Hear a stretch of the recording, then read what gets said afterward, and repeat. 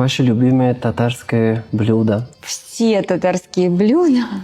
Вот если их приготовить действительно по-татарски, вот со всеми вот традициями, с нужным количеством перца, если мы сейчас говорим про иш-пишмяк, валеш, да, если они с таким прям хорошим тестом, и это только в Татарстане можно попробовать такое. Нам часто привозят чак-чак, это самое такое долгоиграющий продукт, который можно привезти в подарок. Такую вот выпечку особенно ей славится, конечно, Татарстан. И девочки именно из татарских семей, татарочки, они, ну, я, по крайней мере, знаю таких, которые с самого детства умеют печь. И моя мама всегда пекла, у нас было всегда очень много выпечки. И я умею это делать.